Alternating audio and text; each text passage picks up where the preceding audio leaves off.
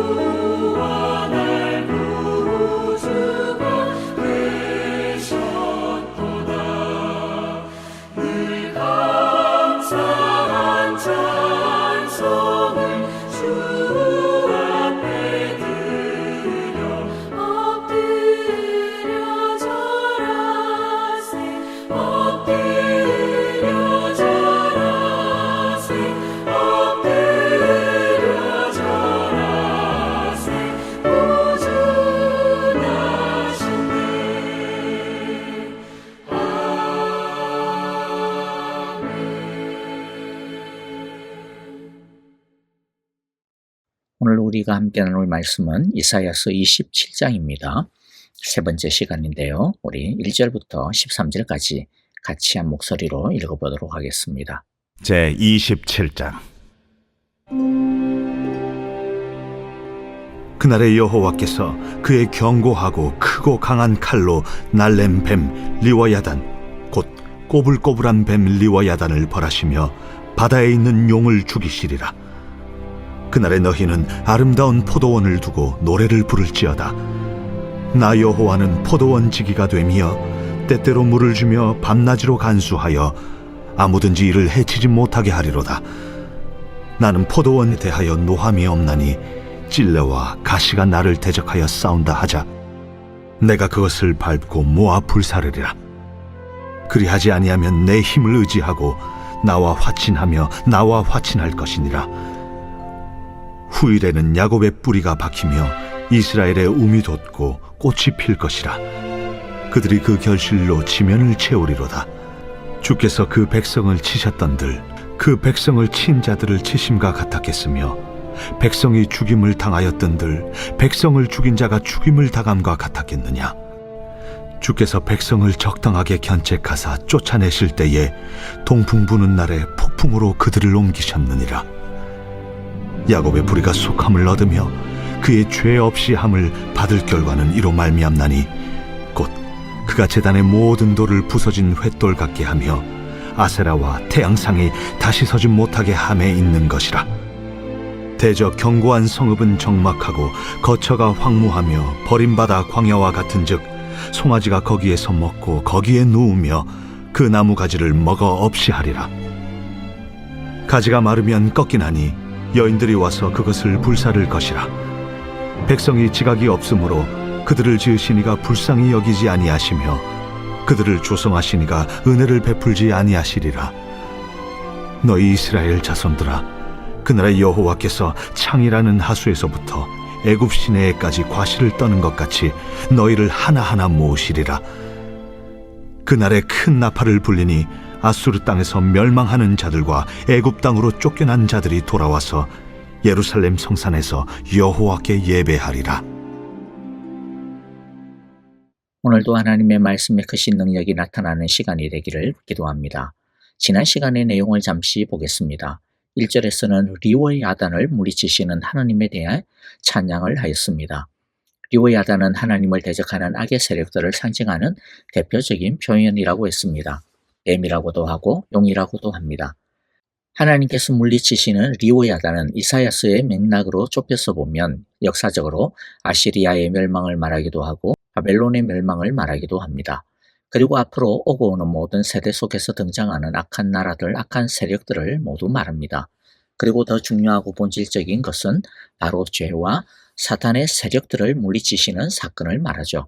그래서 예수님께서 십자가와 부활을 통해 죄와 사망의 권세, 사탄의 머리를 부수신 사건이 바로 리워야단을 멸하신 사건이며, 또 나아가 나중에 주님께서 재림하셔서 이 세상의 모든 죄와 악을 심판하시고 하나님의 나라를 완성하실 사건이 리워야단을 완전히 멸하시는 사건이 됩니다.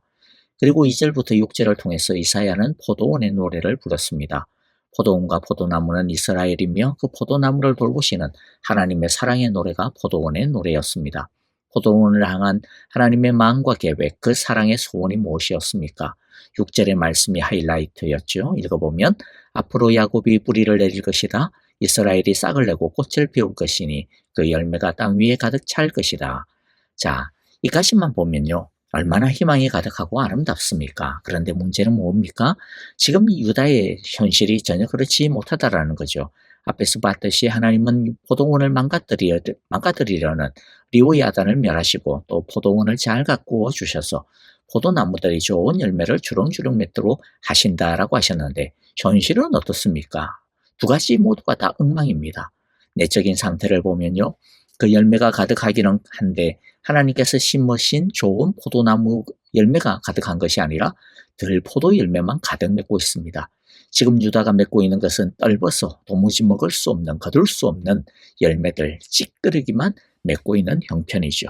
그리고 포도원인 이스라엘과 유다의 외적 상태는 또 어떻습니까?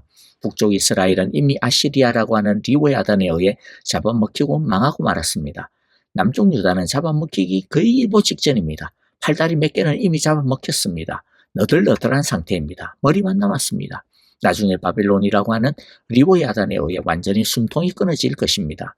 그러니까 6절의 말씀과는 너무나도 반대인 거죠. 뿌리를 내리기는커녕 이는 뿌리마저도 다 뽑히고 있는 지경이고요. 싹을 내고 꽃을 피우기는 그냥 잘려나가고 있는 형편입니다. 이것이 유다의 형편입니다. 1절부터 6절까지의 내용과는 아무 상관이 없는 거죠.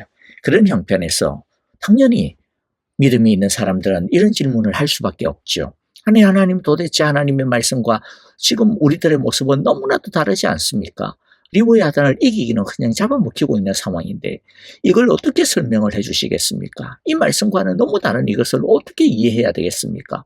왜 이런지, 그리고 진짜 이런 상태에서라도 리오야단을 이길 수 있는 것인지, 다 잡아먹혔는데도 어떻게 아름다운 포도원이 될 수 있다는 말입니까? 하나님 좀 설명해 주세요.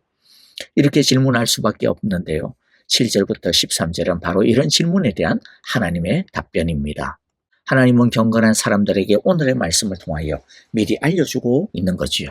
왜 하나님의 포도원인 이스라엘을 하나님께서 뽑아버리시는지 그 이유와 의미에 대해 미리 알려주고 있습니다.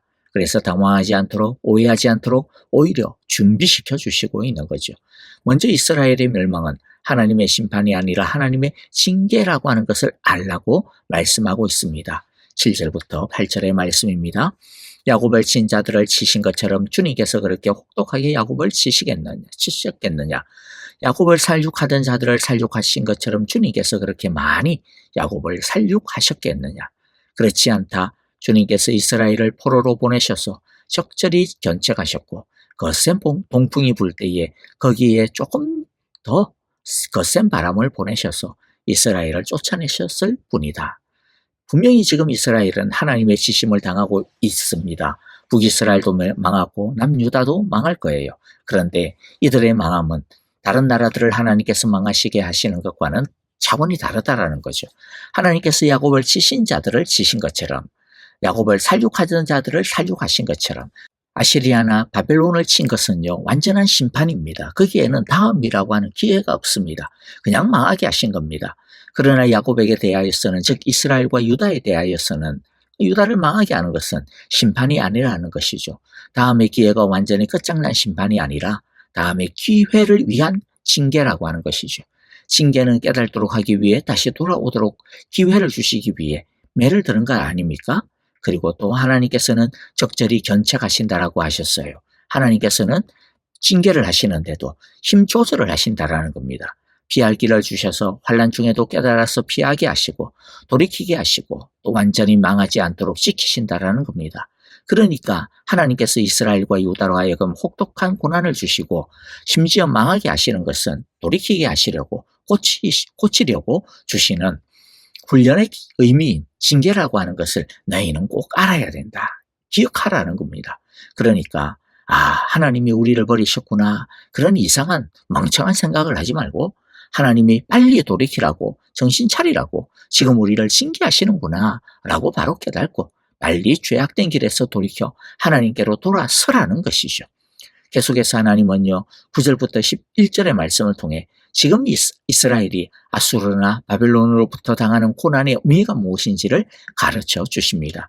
9절에 보면 그렇게 해서 야곱의 죄악이 사함을 얻으며 이렇게 함으로써 죄를 용서받게 될 것이니 곧 야곱이 이교 제단의 모든 돌을 헐어 흰 가루로 만들고 아세라의 신상과 분향단을 다시는 세우지 않을 것이다.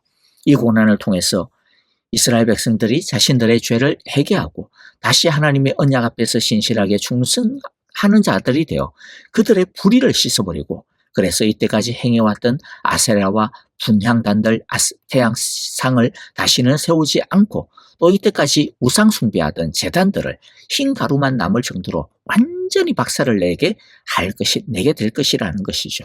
그러니까 이전의 나쁜 습관들과 습성들과 불신앙과 불의한 가치관들을 하나님께서는 다 버리기를 원하신다. 버리라는 것입니다.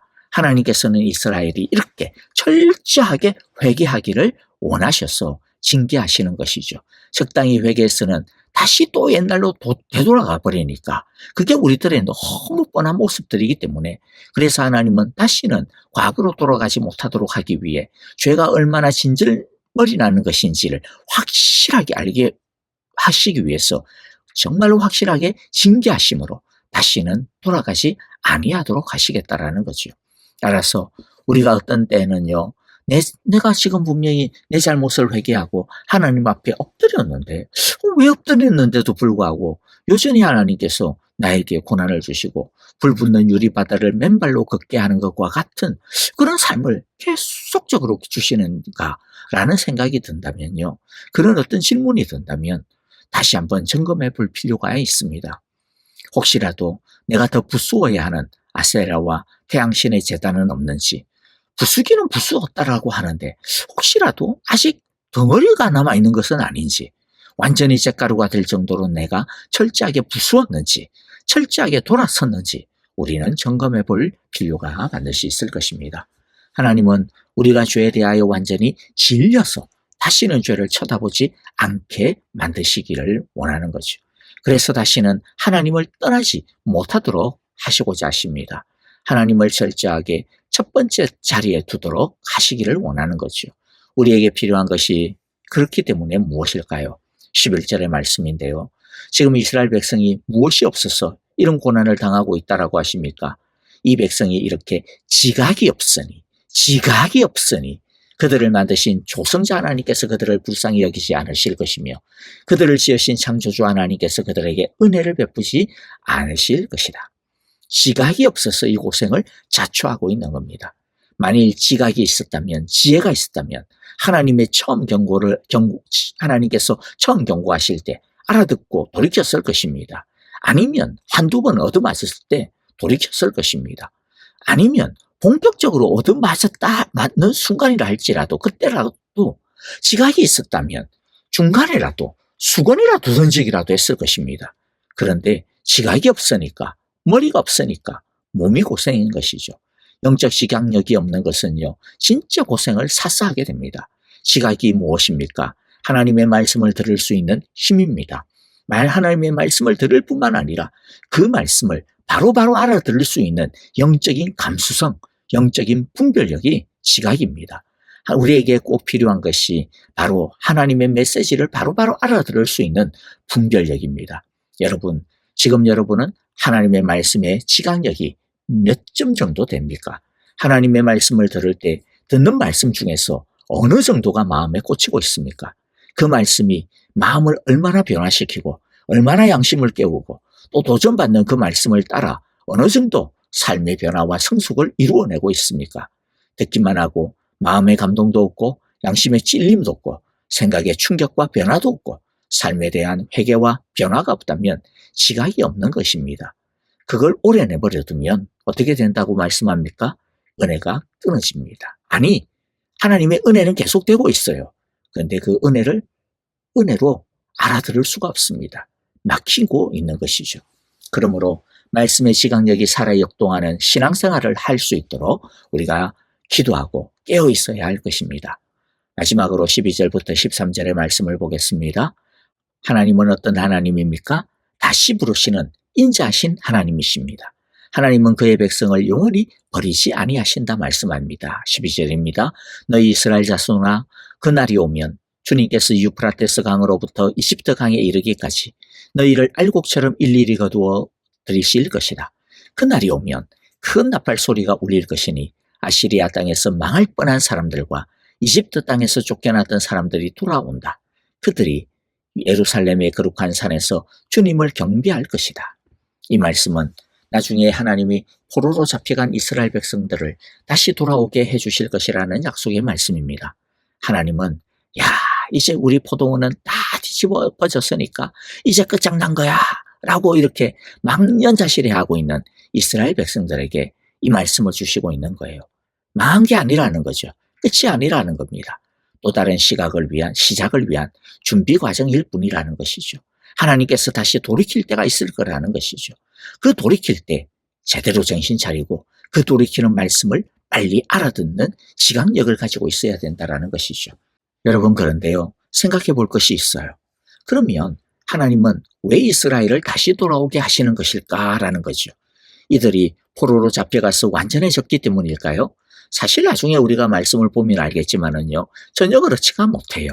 그들은 여전히 불완전하였고 여전히 엉뚱하였습니다. 그런데도 불구하고 하나님은 이들을 다시 불러 모으십니다. 이것이 너무나도 중요합니다.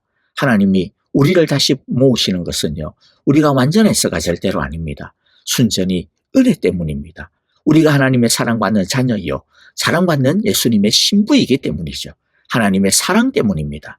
한번 사랑하시면 끝까지 포기하지 아니하시는 그 바보 같은 하나님의 사랑의 열심 때문입니다. 만일 우리가 완전해야 한다면 어느 누가 자신할 수가 있겠어요. 그런데 우리는 완전하지 않지만은 하나님께서 우리를 긍휼히 여겨주셔서 다시 회복시켜 주시는 것입니다. 그런데 또 중요한 것이 하나가 더 있어요. 그렇게 하나님께서 회복으로 부르실 때 아무나 그 회복의 부르심의 주인공이 되는 게 절대로 아니라는 겁니다.